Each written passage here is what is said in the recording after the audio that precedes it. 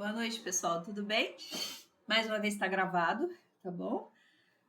Para que eu não deixe de fazer como eu deixei na semana passada. Eu não consegui gravar, não consegui fazer. E eu fico bem, não vou dizer chateada, mas eu fico incomodada, né? Com isso. Mas hoje, graças a Deus, a gente vai conseguir gravar. Vai ser curtinho, né? Mas a gente não deixa de fazer e vai alimentando o pensamento, o bom pensamento, né? Rogando a Jesus, o Mestre querido, o amparo para todos nós, para os nossos lares, os nossos entes queridos, e que Deus, em sua misericórdia, possa derramar suas bênçãos como o faz sobre todos, bons e maus, fazendo vir chuva sobre justos e injustos. Essa amorosidade que muitas vezes nos incomoda, mas porque é de Deus. Deus é o nosso Criador, o nosso Pai, que reconhece em nós a centelha divina e a possibilidade de regeneração de nossos pensamentos, sentimentos e escolhas. Agradecendo Jesus por esse momento de estudo em que entramos em sintonia contigo, sob as bênçãos de Deus, nosso Pai, para as reflexões que nos ajudam tanto a retomar o pensamento e o sentimento de esperança, de bom ânimo e de coragem, de vigor para o enfrentamento das situações da vida e de nós mesmos, principalmente. Muito obrigada, Mestre, obrigada, Deus, nosso Pai, que assim seja. Então, com essa fungação, né, gente? Eu vou até sair aqui do... Deixa eu só ver aqui se eu consigo sair sem desligar. Consegui, né? Porque assim não faz barulho. Vocês ouviram o barulhinho que fez? Vou aqui fechar o celular também. Entramos no livro 4º, o último livro de O Livro dos Espíritos. Ele é bem curtinho, olha. Tá vendo? Isso aqui só. Ó. E a gente terminando o estudo do Livro dos Espíritos, nós vamos começar o estudo de O Livro dos Médiuns, né? E o título desse livro 4 começa com o capítulo 1, Esperanças e Consolações, é o livro 4, o capítulo 1, Penas e Gozos Terrenos. O item 1 desse capítulo 1 é Felicidade e Infelicidade Relativas. A primeira pergunta, 920, Kardec faz aos imortais. O homem pode gozar na Terra uma felicidade completa? E a resposta, não. Pois a vida lhe foi dada como prova ou expiação, mas dele depende abrandar os seus males e ser tão feliz quanto se possa ser na Terra. E aí, desculpem, aí a gente faz essa primeira reflexão. Por que a gente não pode ser plenamente feliz aqui na Terra? Porque a própria condição moral e espiritual nossa não permite, né? Para que pudéssemos ser realmente felizes, a gente precisaria amar incondicionalmente, que todos os outros seres também amassem incondicionalmente, né? Mas antes de qualquer coisa, nós, né? E a gente não faz. Que todos os outros seres tivessem a dignidade respeitada, tivessem a sua história respeitada, e não é o que acontece no nosso planeta de provas e expiações, né? Então, a nossa própria condição moral e espiritual nos coloca nessa posição, né? A condição que a gente tem é a posição que a gente ocupa, né? Do ponto de vista moral e espiritual. Mas ele alerta aqui que depende da gente abrandar os males, né? Abrandar tudo isso que eu falei, né? Então, que a gente possa respeitar mais, né?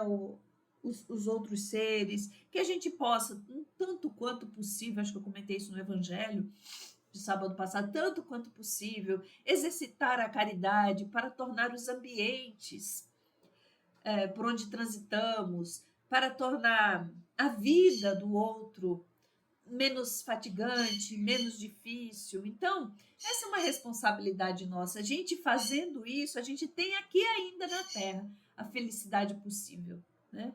Compreender o ser espiritual que a gente é. Gente, ninguém na Terra passa sem ter problemas. Ninguém na Terra passa sem enfrentamento de dificuldades emocionais, psicológicas, físicas, financeiras, né? Alguém pode falar assim, não, quem é milionário não passa. Passa, às vezes o pavor, a gente estava eu e o Neto acompanhando uma história de uma pessoa, às vezes passa o pavor de perder as posses, o bem, né?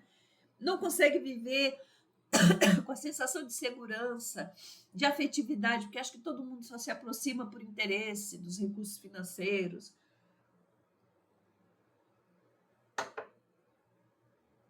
Enfim, tem toda uma angústia. Então, não é a questão do dinheiro, não é a questão simplesmente de ter tudo organizado socialmente, não é a questão de ter uma religiosidade, é uma questão espiritual íntima. Quando eu falo espiritual, é do espírito, independentemente, pode ser um ateu, mas a questão é do íntimo daquele ser, espiritual, do ser espiritual que ele é. Pergunta 921. Concebe-se que o homem na terra, que o homem seja feliz na terra quando a humanidade estiver transformada. Mas enquanto isso não se verifica, pode cada um gozar de uma felicidade relativa? A resposta: o homem é, na maioria das vezes, o artífice de sua própria infelicidade. Praticando a lei de Deus, ele pode poupar-se a muitos males e gozar de uma felicidade tão grande quanto o comporta a sua existência num plano grosseiro. Então, o que é que a gente... Depois Kardec faz um comentário a respeito dessa pergunta, mas o que é que a gente tem feito, né, que são causas atuais das aflições, né? Ou o que a gente tem feito que agrava as causas anteriores das aflições. Muitas vezes a gente traz uma tendência menos feliz, que às vezes a gente reencarna num ambiente que aquele estímulo está ali, né? Às vezes é a priorização daquilo que é da aparência, às vezes é o álcool, às vezes é a ociosidade. Então, às vezes, aqueles estímulos estão ali. E o nosso compromisso é lutar contra aquela má inclinação, né? Então, se a gente resiste à tendência que a gente traz, busca ajuda, né, do evangelho, busca ajuda profissional, psicoterapêutica ou psiquiátrica, para nos dar o suporte ao tratamento de que necessitamos para resistir àquela má inclinação, a gente está fazendo um caminho que nos traz felicidade, porque nos garante equilíbrio, o mínimo de equilíbrio que a gente precisa ter, né? Agora, se a gente vai vivendo achando que todo mundo tem que, né, se curvar à nossa vontade, ou a gente mesmo, né, ceder sempre àquele capricho, aquela tendência, aquele ímpeto que a gente tem, isso é um grande risco para o espírito e a infelicidade se faz, né? Aí o Kardec comenta assim: o homem bem compenetrado do seu destino futuro não vê na existência corpórea mais do que uma rápida passagem. É como uma parada momentânea numa hospedaria precária. Ele se consola facilmente de alguns aborrecimentos passageiros numa viagem que deve conduzi-lo a uma situação tanto melhor quanto mais atenciosamente tenha feito os seus preparativos para ela.